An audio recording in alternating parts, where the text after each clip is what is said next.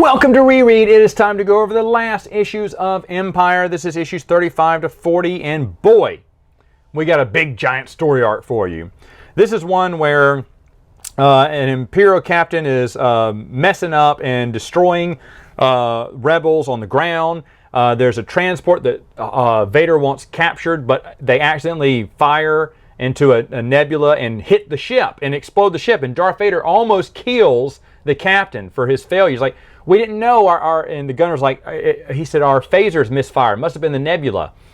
And when the third time it happens, because they send just like a micro shot to kind of damage the shields of the rebel base, the shot goes down and it blows up the entire rebel base. There was too much power given. He says, and the gunner goes, I don't know, someone's calibrating, the guns weren't calibrated properly. And so now Vader is pissed. He goes, you have failed me for the last time, gunner.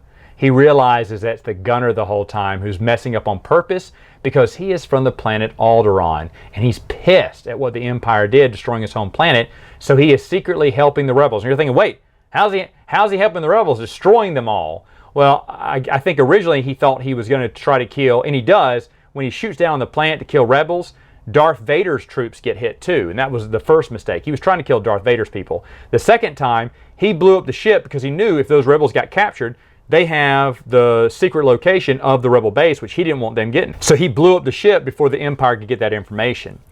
And I really do like that. It's just like a little one-shot issue there before they get into the big story arc. But I thought that was a lot of fun because the whole time we're thinking, oh, what a bad day for this captain. He's going to get force choked.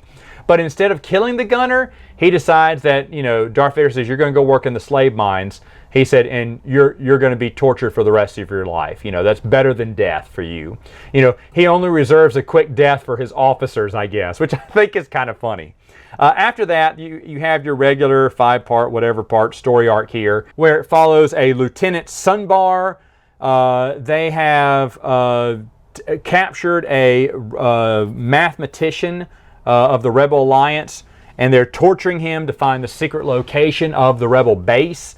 And the torturer says, I have a plan.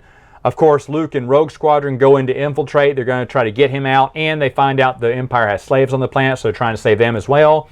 But as Luke's going away, one of the Sunbar goes, Luke Skywalker. And he's like, what? Who's that? And Luke's in disguise as an Imperial officer too, and it's Tank, one of his old friends from Tatooine. He's like, Luke, how are you? So you did join the Empire.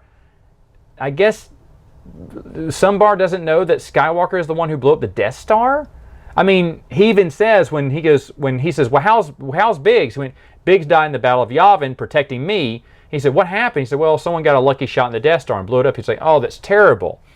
And the whole time Luke's like, Tank, is the Empire really for you? And Tank has already seen some atrocities in the Empire. One of the Imperial officers tries to rape one of the rebel prisoners and stuff, and Sunbar stops him. He's like, that's not who we are. And he's kind of questioning the Empire a little bit, but he still thinks they establish order and everything. Well, when he gets the message that rebels have infiltrated the base, and Luke gets a message like, come on, we need to leave, he finds out that Luke is one of the Rebel Alliance. He's like, you traitor. And Luke says, no, Biggs was too. You got it, Tank. Come on, you're a good guy. You ought to know better than this.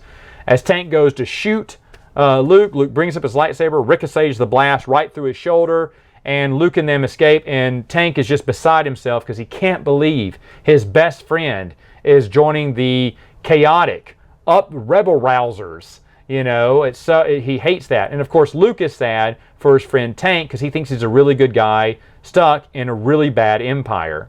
But a few things to point out. The clone trooper is there with the rebellion, helping them out. He's kind of a pointless character. It's like, I think they started off by thinking, wouldn't it be awesome if a clone trooper was working with the rebellion? Okay, now what? And they didn't have any other ideas. There's a Duro there called Mouse for some reason, and he's rarely seen, but he has a really great scene. He's in Stormtrooper armor because they're all kind of in disguise, but he has to wear Stormtrooper armor because of his face. And because his voice sounds a little different, they make him take off the Stormtrooper helmet, and he goes, what? Everyone's like stunned that there's an alien in Stormtrooper area. He's like, what? You think humans can corner the market in good looks? And then he shoots his blaster and runs. And eventually Mouse does die, sacrificing himself so the other rebels can get away. Sadly, this is where Empire ends. Overall, and this is a rebellion story too. This is a story about the rebellion. Overall, Empire had some great ideas, but failed as a series. There were so many stories within the Empire that they could have told that they failed to do, or just didn't have the creativity or the imagination to do so. Of course, I've talked this about earlier, the whole big storyline that got, and I understand that the writer got sick and couldn't finish off, or the artist got behind or whatever, but it was just poorly operated and put out, and oh man, it's such a mangled, you take the good and the bad with this, but missed opportunity to be sure by Dark Horse.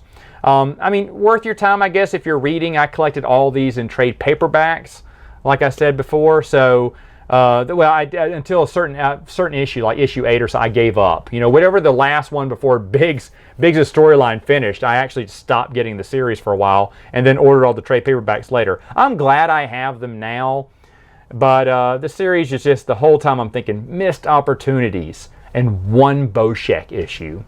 All right, folks, that's it for now. See you next time.